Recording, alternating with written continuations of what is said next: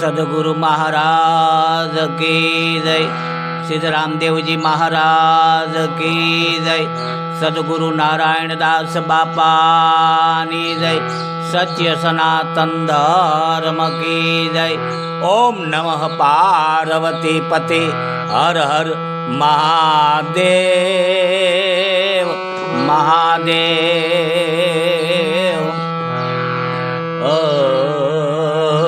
हरि ओम।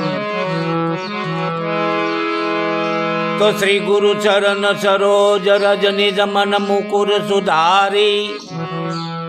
बरनऊ रघुबर बिमल जस जोदायक फलचारी।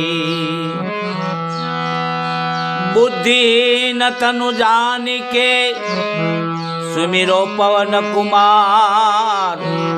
बल बुद्धि विद्या देव मोहि हरऊ कलेश विकार।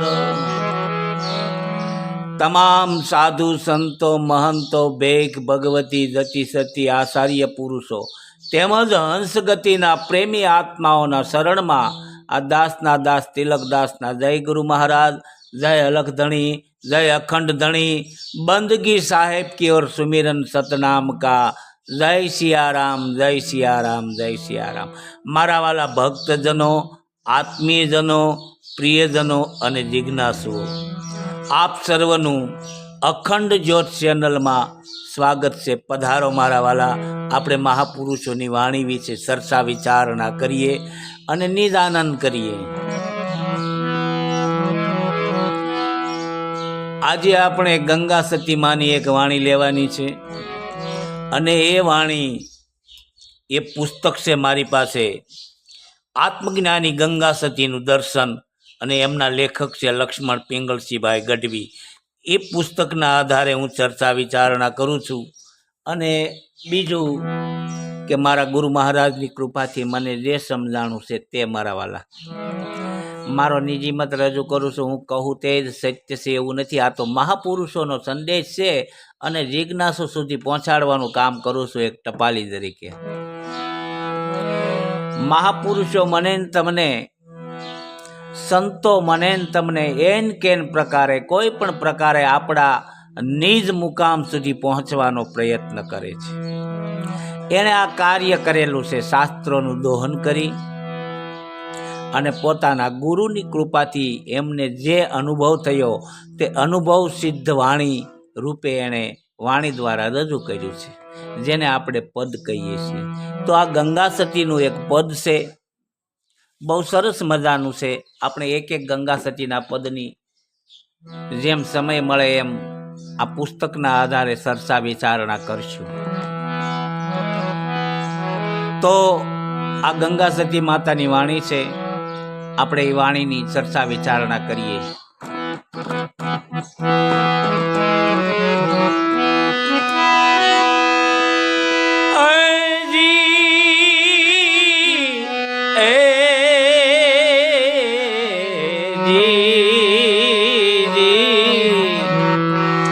આ ચક્ષુરે બદલાણી ને એ શું વાતો રે વરસીને,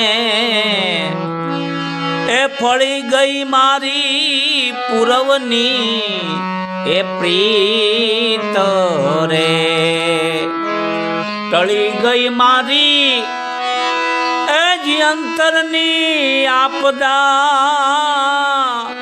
ટળી ગઈ મારી અંતરની આપદા, અરે પાળી સાંગો પામ એ રીત, આ ચક્ષુરે બદલાણીને શું વાત રે વરસી પાનબાઈ, એ ફળી ગઈ મારી પૂરવની એ પ્રીત પ્રીત। ગંગા સતી માતા એવું કહે છે આ પુસ્તકમાં।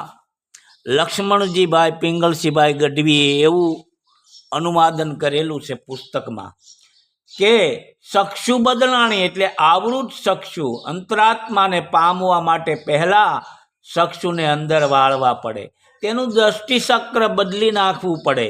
સોરઠી સંતવાણીમાં સ્વાતિ બુંદ અર્થાત સ્વાતિ નક્ષત્રમાં વરસતા વરસાદના ટીપાનો પ્રતીક તરીકે ઉલ્લેખ થાય છે. મહાત્મા મૂળદાસજી એક ભજનમાં સ્વાત બુંદ એક આત્મા જ્ઞાની લેજો ગોતી, અંતકરણમાં આવતા એક વિષને એક મોતી. જેમલ ભારતી એક ભજનમાં અખંડ ધારા અમી વર્ષે સ્વાતુમાં નીરજી. ગંગા સતીએ પણ આ ભજનમાં સ્વાતિ બુંદનો ઉલ્લેખ કરેલ છે.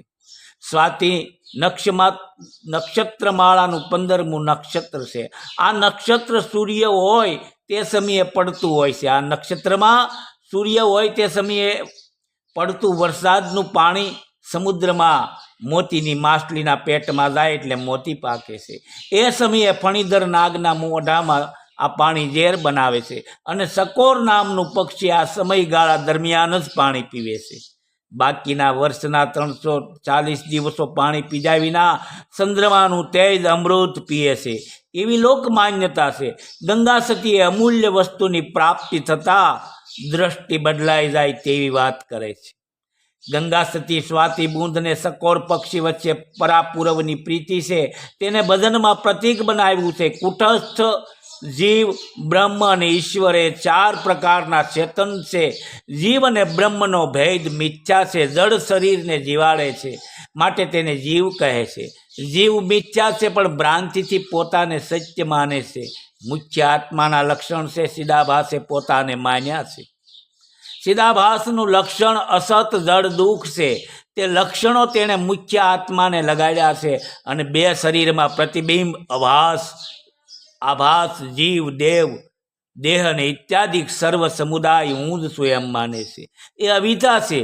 જીવને આત્મા સાથેની બ્રહ્મ સાથેની પૂર્વ પ્રીતનું સ્મરણ થતાં અવિધા માયામાંથી મુક્ત થઈ અને બ્રહ્મને પામે છે. જીવને દ્રષ્ટિ પરિવર્તન થતાં સત શીત અને આનંદ સ્વરૂપને પામે છે. ટળી ગઈ અંતરની આપદાને સાળો પાળી સાંગો પાંગ રીત. સકોર પક્ષને સ્વાતિ બુંદ માટે ચિંતા આપદા હોય છે. સ્વાતિ નક્ષત્રમાં વરસાદ વરસે કે નહીં તેની તેને સતત ચિંતા રહે છે. સ્વાતિ નક્ષત્ર વરસી પડતા તે ચિંતા મુક્ત થઈ જાય છે. જીવને અંતરની આપદા હોય છે. અંતકરણમાં મન, બુદ્ધિ, ચિત્ત અને અહંકાર 4 ઘટકો છે. અંતરની આપદા મુખ્ય 3 છે. પાપ કર્મના સંસ્કારો, મલદોષ, ચિત્તની સંસળતા અને વિક્ષેપ દોષ. એ સ્વસ્વરૂપનો સાક્ષાત્કાર નહીં થવા દેનાર એ દોષ આવરણ છે. જે રીતે સ્વાતિ નક્ષત્ર વરસાવવાનો સકોરની આપદા ટળે છે તેમ જીવની અંતરની આપદા આત્માના સ્વરૂપના જ્ઞાનથી દૂર થાય છે. જે રીતે સ્વાતિ નક્ષત્ર વરસવાનો ધર્મ સૂકતી નથી તેમ જીવને આત્મા પોતાના સત્ય સ્વરૂપનો જ્ઞાન આપવાનો ધર્મ સૂકતો નથી. આ રીતે સંપૂર્ણ સારી રીતે સાચી રીતભાત પાળવામાં આવે છે. શું કહ્યું છે? ચક્ષુ બદલાણી. આ પુસ્તકમાં તો આ લખ્યું મેં વાંચ્યું, પણ મારી ગુરુકૃપાથી મારા વાલા કે ચક્ષુ બદલાય. માણસને આંખો જન્મતાની સાથે મળે છે પણ દ્રષ્ટિ કોઈ સદગુરુ આપે છે. જ્યારે દ્રષ્ટિ ભીતર વળે ચક્ષુ. હું તો જન્મની આંધળી મને ગુરુએ આપી આંખ. હું તો જન્મની આંધળી મને ગુરુએ આપી આંખ. આંખો ખોલીને મેં જોયું તો ઘટોઘટમાં બેઠા અલખ ધણી સતાર બાપુ કહે છે. એમ દ્રષ્ટિ બદલાણી તો સ્વાતું વરસી રહી છે. અને ફળી ગઈ મારી પૂર્વની પ્રીત. આ તો કોઈ પૂર્વજન્મની પ્રીત હશે તે મારી દ્રષ્ટિ ભીતર વળી છે. ટળી ગઈ અંતરની આપદા. જે મારી અંતરની આપદા હતી પરમાત્માને પામવાની, જે સત્ય વસ્તુને પ્રાપ્ત કરવાની, એ મને સદગુરુ મળતા મને પ્રાપ્ત થઈ ગઈ. મારી આપદા તૂટી ગઈ. પછી મને જે સદગુરુએ જુગતી બતાવી, જે રીત બતાવી, એ સાંગો પાંગ રૂડી. જેમ છે તેમ મેં રીત રૂડી પાડી છે. કેવી રીતે? સદગુરુએ મને જુગતી બતાવી છે. કેવી જુગતી બતાવી? ગંગા સતીમાં કહે છે,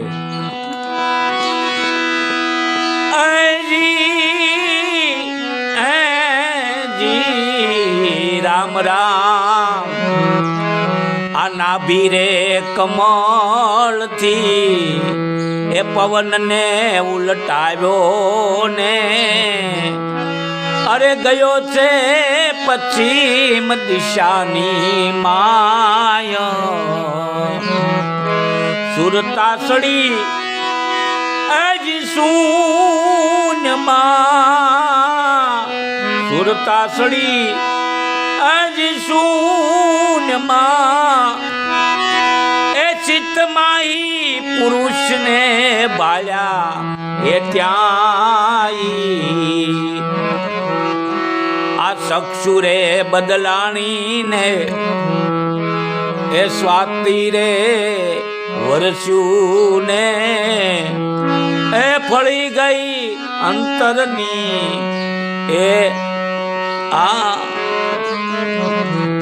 એ ફળી ગઈ પૂરવની એ પ્રીત. શું કહે છે ગંગા સતી?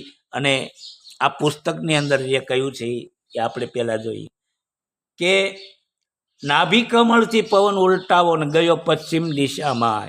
શુદ્ધ મનુષ્ય તત્વમાંથી વિરાટ વિષ્ણુ તત્વ પામવું હોય તો અતેન્દ્રિય અને અમોધ જ્ઞાનના બ્રહ્મને જગાડવા હોય તો નાભી કમળ વિકસિત કરવું પડે છે. કેમ? નાભી કમળ નાભી ચક્રમાંથી પ્રાણ ઊંચે ચડે ત્યારે ત્રિકુટી ભૂમધ્યના કેન્દ્ર ભેદી બ્રહ્મ મહેલમાં પહોંચાય છે. ત્યારે જીવ સાથે જડાઈ ગયેલ અહંકારનો શિરછેદ થાય છે. મણિપુર ચક્રમાંથી ડાબી ઈંડા અને જમણી પિંગલા વચ્ચે આવેલ સૂક્ષ્મના નાડીને સાધતા સુલટા પવન ઉલટા કરતા યોગાગ્નિ પ્રગટ થતા સુષુપ્ત અવસ્થામાં પડેલી કુંડલીની જાગૃત થઈ ઉપર ચડવા માંડે છે. આજ્ઞા ચક્ર ચડવાની ગતિને ઉલટ કહેવામાં આવે છે અને સૂક્ષ્મના પશ્ચિમ દિશામાં આવેલી છે. પછી શું કહે છે કે સુરતા તલ્લીનતાથી પ્રાણને કુંડલીની દ્વારા બ્રહ્મરંધ સહસ્ત્રાસાર પછી શૂન્યમંડળના અંતિમ સ્થાને પહોંચાડે છે. આ ચિત્તમાં શૂન્યમંડળના સર્વોચ્ચ સિંહાસન ઉપર નિરંજન પુરુષ પરમાત્માના દર્શન થાય છે. નાભી કમળથી પવન ઉલટાવો ને ગયો પશ્ચિમ દિશાની માય. આ ઉલટ સુલટની સાધના છે મારા વાલા. કારણ કે નાભી કમળની અંદર અમૃત પડ્યું છે. એમ મહાપુરુષો કહે છે કે અમૃતનો કુંભ તારી નાભીમાં ભર્યો છે, ઢોળાય છે ધૂળમાં, એને કોણ રોકે રે. તો એ અમૃતને આપણે મસ્તક સુધી પહોંચવાડવાનું છે. એટલે જ્યાં સુધી એને ઉલટાવો નહીં, એને ઉપર ન ચડાવો, એ જુગતી સદગુરુના ઘરમાં છે. ગયો પશ્ચિમ દિશામાં. પશ્ચિમ દિશાની અંદર મારા વાલા એક પુરુષ બિરાજમાન છે. આપણે કહીએ છીએ ને કે પશ્ચિમ ધરામાં પીર મુદા પ્રગટ્યા. ત્યાં આપણે રામદેવજી બાપાના ભજનમાં ગાઈએ છીએ ને કે પશ્ચિમ ધરામાં પીર મુદા પ્રગટ્યા. તો પછી ત્યાં આપણે લઈ જવાનો છે ને ત્યાં પછી સુરતા મારીને તમારી શૂન્યમાં વિલીન થઈ જાય, એક થઈ જાય, તો ત્યાં એક નિરંજન પુરુષ બેઠો છે, સત્પુરુષ બેઠો છે, જેને અલગ પુરુષ કહેવાય, જેને અલગ ધણી પણ કહેવામાં આવે છે. આવી રીતે ગંગા સતીમાં પોતાની વાણીમાં આપણી જેવા જિજ્ઞાસુને સમજાવે છે. મારા વાલા, મહાપુરુષોની વાણી ગહન હોય છે.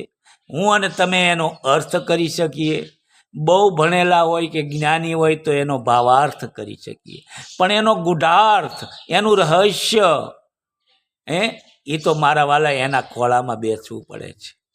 એવા એ ધારાના કોઈ મહાપુરુષ હોય છે, એના ચરણે જવું પડે છે. પછી ગંગા સતી આગળના ભજન, આગળના ચરણમાં શું કહે છે?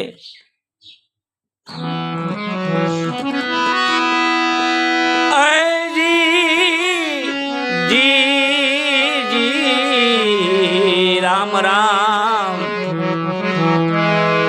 એ બાળીને રે સુરતા તેમાં એ લીન રે થઈ ગઈ ને એ મટી ગયો મારો જન્મનો એ ભાસ.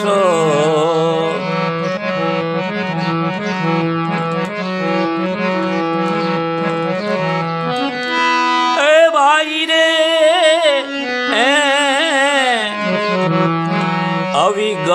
અલખ અખંડ નામીને એ અવ્યક્ત પુરુષ અવિનાશ ભાળીને એ સુરતા તેમાં એ જીલીન રે થઈને એ મટી ગયો જન્મનો એ બાસ આ ચક્ષુરે બદલાણીને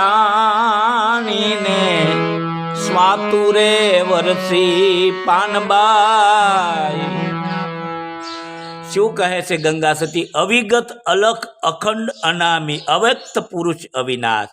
ત્યાં જોયો મેં કેવો પુરુષ જોયો, ચિત્તમાં પુરુષ ભાળ્યા ત્યાં પછી કેવો કહે છે? અવિગત જેની કોઈ વિગત નથી, અલખ છે જેને લખી શકાતો નથી, અખંડ છે જેનો જે કોઈ દિવસ ખંડિત થતો નથી, અનામી એનું કોઈ નામ નથી મારા વાલા. અવ્યક્ત એને વ્યક્ત કરી શકાતો નથી, અને પુરુષ અવિનાશ છે એનો કોઈ દિવસ વિનાશ થતો નથી. આવો પુરુષના મેં દર્શન કર્યા. આવા પુરુષના દર્શન કરવા એટલે મારા વાલા સદગુરુની પૂર્ણ કૃપા હોય. ચક્ષુ બદલાય ને ત્યારે સ્વાત વરસે, ત્યાં સુધી સ્વાત ન વરસે. નહીતર સ્વાદ તો વરસી જ રહી છે, પણ ઝેર થાય. અમૃત ક્યારે થાય? ચક્ષુ બદલાય ને ત્યારે.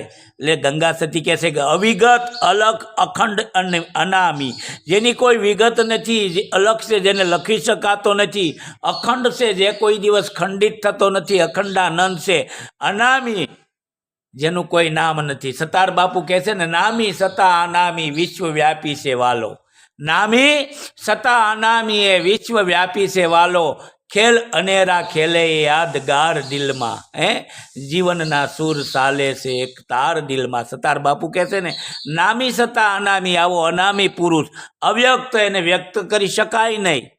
પુરુષ અવિનાશ, એનો કોઈ દિવસ નાશ નથી. ત્રણે કાળમાં ભાળીને સુરતા એમાં લીન થઈ ગઈ મારા વાલા. જ્યારે સદગુરુ મહારાજે મને એના દર્શન કરાવ્યા એ પુરુષના, એટલે સુરતા એમાં લીન થઈ ગઈ. શબ્દની અંદર એ શબ્દ પુરુષ છે. સુરતા એમાં લીન થઈ ગઈ અને મટી ગયો મારો જન્મનો બધો ભાસ. મને જે જન્મનો ભાસ હતો, જન્મ આ માટે મળ્યો છે, જન્મ આ માટે મળ્યો છે, બસ જન્મ માનવ જન્મ એ માટે જ મળ્યો છે, પોતે પોતાને પામવાને માટે, પરમ તત્વને પામવાને માટે, ચેતન તત્વને પામવાને માટે, પોતે પોતાના નિજ સ્વરૂપના સમાવાને માટે માનવ જન્મ મળ્યો છે. પછી ગંગા સતી આગલા શરણની અંદર કહે છે,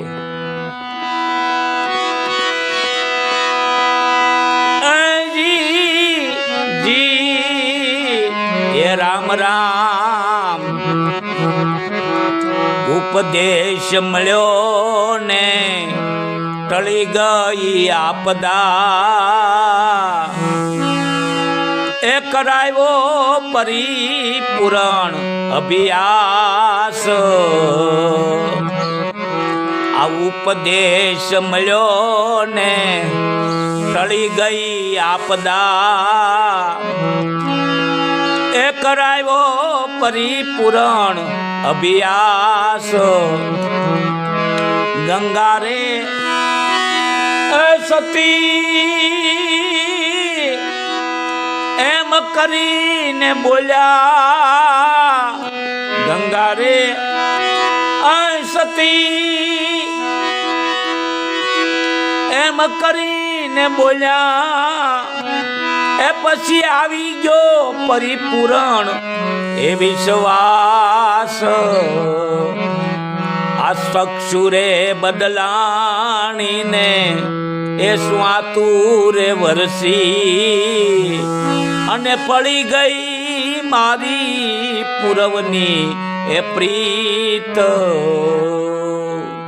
ગંગા સતી એમ કહે છે કે ઉપદેશ મળ્યો ને ટળી ગઈ આપદા. ઉપદેશ મારા વાલા ઉપરનો દેશ. અત્યાર સુધી નીચેના દેશમાં હતા, પછી ઉપરનો દેશ. ઉદ્ધવગામી બન્યા, અત્યાર સુધી અધોગામી હતા. ઉદ્ધવગામી જ્યારે નાભી કમળથી પવન ઉલટાવ્યો અને સુન શિખરમાં પહોંચ્યો ને પશ્ચિમ દિશાની માય, ત્યારની વાત છે મારા વાલા. આ ઉપદેશ મળ્યો કહેવાય. આને ઉપદેશ કહેવાય. કે પછી સાદર ઓઢાડે, તિલક આપે, કે ગુરુ ગાદીનો મહંત બનાવે, એને ઉપદેશ નથી. કે કાનમાં આપણને ફૂંક મારે એ ઉપદેશ નથી. ઉપદેશ તો શું છે મારા વાલા, કે નાભી કમળમાં પડેલી વસ્તુ જ્યારે આપણા શૂન શિખરની અંદર અલગ પુરુષના દર્શન કરે ત્યારની વાત છે મારા વાલા. એટલે ઉપદેશ કઈ જ આપદા ટળે ત્યાં સુધી આપદા ટળતી નથી. ઉપદેશ મળ્યો ને ટળી ગઈ આપદા, કરાયો પરિપૂર્ણ અભ્યાસ, આને સદગુરુ કહેવાય. સદગુરુ કોને કહેવાય? પરિપૂર્ણ અભ્યાસ કરાવે તેને. અભ્યાસ કયો? કે મારા વાલા નાભી કમળની અંદર જે વસ્તુ પડી છે એ અમૃતનો કુંભ તારી નાભીમાં બિરાજે. એ અમૃતનો કુંભ મને ને તમને જ્યાં સુધી શૂન્ય શિખરમાં સહસ્ત્રાધારમાં ન પહોંચાડે ત્યાં સુધી અભ્યાસ નથી કહેવાતો. આ સદગુરુનું કામ છે. આ ઉપદેશ મળ્યો કહેવાય ઉપરનો દેશ મારા વાલા. એવી એક સમજણ, એવી એક શાન. આ ઉપદેશ મળ્યો ને ટળી ગઈ આપદા, ત્યારે જ આપદા ટળે છે. અને કરાવ્યો પરિપૂર્ણ અભ્યાસ, આનું નામ સદગુરુ છે. ગંગા સતી એમ કરીને બોલ્યા છે. શું કહે છે? ગંગા સતી એમ કરીને બોલ્યા. હવે આવ્યો મને પરિપૂર્ણ વિશ્વાસ. મને પરિપૂર્ણ વિશ્વાસ આવી ગયો કે આ જ પરમ તત્વ, આ જ મારું ચેતન તત્વ, આ જ મારું નિજ સ્વરૂપ છે. જેને મહાપુરુષો શાસ્ત્રોમાં, ગ્રંથોમાં, સંતોની વાણીમાં જે મહાપુરુષો વર્ણન કરે છે અલખ પુરુષના, જે અખંડ પુરુષના, અવિગત પુરુષના, અલખ પુરુષના, અનામી પુરુષના, અવ્યક્ત પુરુષના, અવિનાશી, આ જે વખાણ કરે છે, જે મહિમા ગાય છે, એ જ પરમ તત્વ, ચૈતન્ય તત્વ, નિજ સ્વરૂપ મારું આ જ છે. હવે મને પરિપૂર્ણ વિશ્વાસ આવ્યો. આવું ગંગા સતી એમના પદ દ્વારા જણાવે છે. મારા વાલા, મેં મારા ગુરુની કૃપા દ્વારા આપની સમક્ષ મારી સમજણ અનુસાર તમારી સમક્ષ રજૂ કર્યું છે. મારી સમજણ અનુસાર હું કહું તે સત્ય નથી, અને છતાંય આમાં કાંઈ ક્ષતિ રહી જતી હોય તો મારા વાલા ક્ષમા કરજો, અથવા ફોન કરી અને મને જાણ કરજો, જેથી હું મારી ભૂલને સુધારી શકું. બીજું કે મારા વાલા, અમારી અખંડ જ્યોત ચેનલ છે. આમાં સત્સંગના બધા વિડીયો આવશે, તો આને શેર કરજો, સબસ્ક્રાઈબ કરજો, અને આગળ જિજ્ઞાસા સુધી પહોંચાડવા મારી કરબદ્ધ તમને વિનંતી છે. અને છતાંય આમાં કાંઈ ક્ષતિ રહી જાય તો મારા વાલા ક્ષમા કરજો. આપનો બાળક સૌ, સાધુનો બાળક સૌ મારા વાલા, અને નિજાનંદ કરું છું. સદગુરુની કૃપાથી, સદગુરુના શરણમાં રહી અને મહાપુરુષોના ટેકા દ્વારા, મહાપુરુષોના સિદ્ધાંતો દ્વારા તમારી સમક્ષ હું જે ચર્ચા વિચારણા કરું છું એ મારા ગુરુ મહારાજની કૃપા છે. બોલ સદગુરુ મહારાજ કી જય. સત્ય સનાતન ધર્મ કી જય.